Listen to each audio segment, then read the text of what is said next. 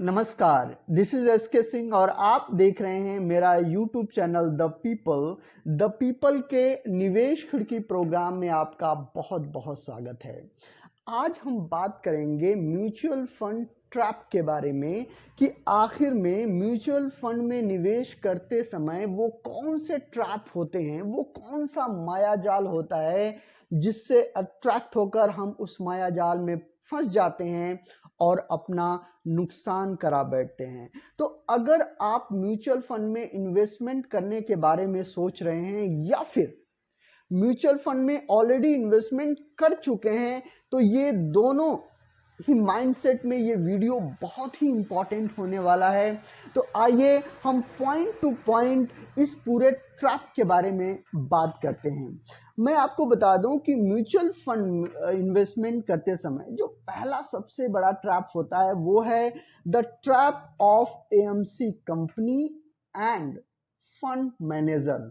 सही कहा, AMC company ये वही एसेट मैनेजमेंट कंपनी जिसको हम अपना पैसे देते हैं और वही फंड मैनेजर जिस पे हम भरोसा जताते हैं कि वो हमारे पैसे को बढ़ाकर इंक्रीज कर कर ग्रो कर कर वो हमें रिटर्न करेगा। लेकिन ये एएमसी कंपनी पहले ही अपने मायाजाल को बना के रखती हैं जिसमें कहीं ना कहीं हम फंस जाते हैं। अब आकर हम ये समझते हैं कि आखिर में ये एएमसी कंपनी का मायाजाल होता क्या है। एएमसी कंपनी क्या है? ये एक कंपनी है जिसका काम है लोगों के पैसे को निवेश करवाना और उससे प्रॉफिट कमाना।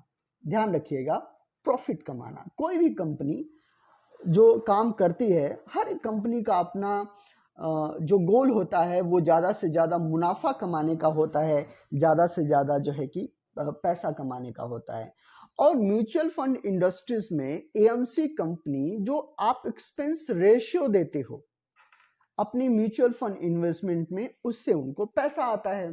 तो क्या होता है, और ज्यादा से ज्यादा अगर किसी पार्टिकुलर म्यूचुअल फंड में पैसा जब निवेश होता है तभी ज्यादा से ज्यादा एएमसी कंपनी का प्रॉफिट बनता है।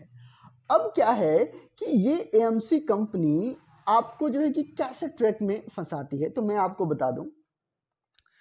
सबसे पहले जब आप म्यूचुअल फंड लेने के बारे में सोचते हो या म्यूचुअल फंड में निवेश करने के बारे में सोचते हो, तो सबसे पहले आपके माइंड में क्या आता है? आपके माइंड में यही आता है ना कि 1-2 साल में किसने सबसे ज्यादा रिटर्न दिया है? 12%, 15%, 20%, 25%। और आप उस रिटर्न को देखकर ये अंदाजा लगा लेते हो कि yes, this mutual fund for you, और इसमें पैसा लगाकर आप जो है कि ज़्यादा से ज़्यादा अपने पैसे को ग्रोथ दे सकते हो। अब यहीं से आपका ट्रैप शुरू हो जाता है, क्योंकि आपके इसी मेंटलिटी, इसी मानसिकता को म्यूचुअल फंड कंपनी भांप लेती है। और वो एक ऐसा म्यूचुअल फंड जो है कि जब कोई भी म्यूचुअल फंड वो लॉन्च करती है, बनाती है, तो शुरुआती जो 2-3 साल हैं उसमें ज़्यादा से ज़्यादा रिटर्न शो करने की कोशिश करती है। और उसके लिए वो ऐसे म्यूचुअल फंड, वो अपनी कंपनी, अपनी इन्वेस्टमेंट को सेलेक्ट करने में इस तरीके के पैरामीटर यूज करती है जिसका लॉन्ग टाइम इन्वेस्टमेंट या लॉन्ग टाइम रिटर्न उनका ज़्यादा मकसद नहीं होता, बल्कि शॉर्ट टाइम में कैसे ज़्यादा से ज़्यादा रिटर्न लाकर आप जो है कि उनको रिटर्न दे सकते हो, वो अपना प्रोफाइल बनाने के उसमें होती हैं। और उस प्रोफाइल के चक्कर में वो किसी पार्टिकुलर, अब मान लीजिए किसी भी सेक्टर को, किसी भी म्यूचुअल फंड को ज़्यादा से ज़्यादा रिटर्न लेना है, तो वो क्या करेगी? वो किसी पार्टिकुलर सेक्टर पर बेट लगा देगी। अगर उसका बेट सही हुआ तो आप वो एक अच्छा रिटर्न शो कर देगी प्रोफाइल में, और आप उस रिटर्न को देखकर अट्रैक्ट हो जाओगे और उसमें निवेश करना आप शुरू कर दोगे। और जैसे ही जैसे साल दर साल बीतेंगे और आप 5-10 साल, तो वो कहीं ना कहीं अगर उस सेक्टर ने काम किया तो अच्छी बात है, अगर आप उस सेक्टर ने काम नहीं किया तो आप जो है कि आपका पैसा उस तरीके से ग्रोथ नहीं करेगा। दूसरा जो ट्रैप है वो क्या है? दूसरा ट्रैप है the trap of your goal in mindset. अब गोल और माइंडसेट ये क्या है? आप जब भी म्यूचुअल फंड में इन्वेस्टमेंट करने जाते हैं तो आपके दिमाग में एक गोल होता है, और वो गोल ये होता है कि वो गोल कोई भी हो सकता है। आपको अपना घर खरीदना हो, आपको अपनी कार खरीदनी हो, आपको अपना जो है कि अपने बच्चे के एजुकेशन के लिए जो है कि कुछ करना हो, या फिर आपको अपने बच्चे की शादी के लिए, अपने रिटायरमेंट के लिए, गोल कुछ भी हो सकता है। और आप जो है कि उस गोल को लेकर आप म्यूचुअल फंड में निवेश करना शुरू कर देते हो, लेकिन आपका माइंडसेट क्या है? आप अपने माइंडसेट को नहीं समझ पाते। आप आपने आपका माइंडसेट तो ये है कि आपके बैंक में पैसा रुकता ही नहीं है, जो भी आता है वो खर्च हो जाता है। आपकी जो फाइनेंशियल प्लानिंग या फाइनेंशियल मैनेजमेंट इस तरीके की होती है कि पैसे को रोक पाना आपके बस की बात ही नहीं है। मान लीजिए कि आपने अपने रिटायरमेंट के लिए एक म्यूचुअल फंड सेलेक्ट किया। इस समय आपकी उम्र है 30 साल, और आपने एक 25 साल का जो है कि के इन्वेस्टमेंट के लिए आपने कोई म्यूचुअल फंड पार्टिकुलर चूज कर लिया। अब क्या है, आपका माइंडसेट ऐसा है कि आपके पास पैसा टिकता ही नहीं है बैंक में। तो क्या होगा कि जैसे ही 2 साल, 3 साल, 4 साल के बाद आपकी किसी भी तरीके की कोई भी फाइनेंशियल नीड अराइज होगी, और सबसे पहले आपकी नजर जाएगी आपके म्यूचुअल फंड पर। उसका कारण यह है क्योंकि म्यूचुअल फंड में लिक्विडिटी होती है। आप जब चाहे पैसा निकाल सकते हैं, और जब जब चाहे पैसा निकाल सकते हैं, तो कहीं ना कहीं वो पूरे आपके गोल तक पहुंचने का तो मतलब ही नहीं बनता, और आप अपने कंपाउंडिंग का जो बेनिफिट मिलता है लॉन्ग टाइम के इन्वेस्टमेंट में, उसकी भी मां बहन एक कर लेते हैं। सॉरी। सो अब आप अपने ही माइंडसेट में फंस जाते हैं। नेक्स्ट, जो अगला ट्रैप है म्यूचुअल फंड का, the trap of return and risk. आप रिटर्न के लालच में आप कोई म्यूचुअल फंड सेलेक्ट कर लेते हो, लेकिन आपका जो रिस्क लेने की जो क्षमता है, जो नीड है, वो कुछ अलग होती है। ये कैसे होता है? मान लीजिए कि आपने एक फंड इकट्ठा कर रखा है, 20 लाख रुपए का फंड इकट्ठा कर रखा है। आपको लगता है कि जो आपका जो ड्रीम होम है वो उसमें 30-35 लाख रुपए खर्च होने वाले हैं। तो आप सोचते हैं कि यार ये पैसा बैंक में पड़ा हुआ है, ग्रो भी नहीं कर रहा, तो क्यों ना मैं इस पैसे को म्यूचुअल फंड में डाल दूं, और म्यूचुअल फंड में डालने के बाद जब ये पैसा थोड़ा सा ग्रो हो जाएगा और मैं खुद और अर्न करके मैं अपने इस फाइनेंशियल नीड को पूरा कर लूंगा। लेकिन आपने जब म्यूचुअल फंड चूज किया तो आपने सिर्फ रिटर्न देखा, और मैं आपको बता दूं, बहुत ही थंब रूल, एक फंडामेंटल रूल है कि जहां पे रिटर्न है वहां पे रिस्क है। अगर रिस्क नहीं तो रिटर्न नहीं। तो आपने सिर्फ रिटर्न देखा, रिस्क नहीं देखा। और आपने सिर्फ रिटर्न देकर कि कोई पार्टिकुलर म्यूचुअल फंड ने 20-25% का रिटर्न दे रखा है, आपने पैसा उसमें लगा दिया, और पता चला कि किसी वजह से 2-3 साल के अंदर जो मार्केट की मूवमेंट है वो हो गई कम, और आपका पैसा घट गया। तो आपको ये जानना बहुत जरूरी है कि वो पार्टिकुलर गोल उस पार्टिकुलर टाइम के लिए वो कितना इंपॉर्टेंट है। अगर आपने अपने रिस्क के अकॉर्डिंग म्यूचुअल फंड की सिलेक्शन नहीं की, क्योंकि म्यूचुअल फंड में हर तरह के म्यूचुअल फंड होते हैं। डेब्ट म्यूचुअल फंड आपको मिलेंगे, इक्विटी म्यूचुअल फंड मिलेंगे, हाइब्रिड म्यूचुअल फंड मिलेंगे, जो अलग अलग रिस्क के साथ इन्वेस्टमेंट को करते हैं। तो अगर आपने ये सिलेक्शन नहीं किया अच्छी तरीके से, तो आप म्यूचुअल फंड के मार्केट में ट्रैप हो जाएंगे। अगला जो ट्रैप है वो है the trap of knowledge and tips. ये बहुत बड़ा ट्रैप है, और अक्सर लोग म्यूचुअल फंड में निवेश करते टाइम इस ट्रैप में, इस तरह के ट्रैप में फंस जाते हैं, और फंसना लाजमी भी है, क्योंकि उनको नॉलेज नहीं होता। अब मान लीजिए कि कोई आपका मित्र है, उसने आपसे कहा कि भाई बैंक में पैसे रखने से क्या फायदा, म्यूचुअल फंड में देख, मैंने 5 लाख रुपए डाले थे और 1 साल में ये 7 लाख रुपए हो गए। आपको लगता है वाह, ये तो सबसे अच्छा है, मैं ही बेवकूफ बन के बैठा रहा। तो क्या करते हैं आप कि आप रिटर्न को देखते हैं लेकिन उसके रिस्क को नहीं देखते।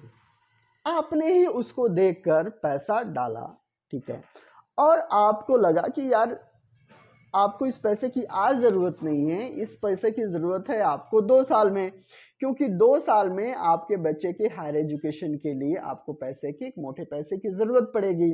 और आप सोच रहे हैं कि ये जो 20 लाख रुपए है आपने जो म्यूचुअल फंड में डाल रहे हैं, वो बढ़ के आपका जो है कि 30 लाख रुपए हो जाएगा 2 सालों के अंदर ही।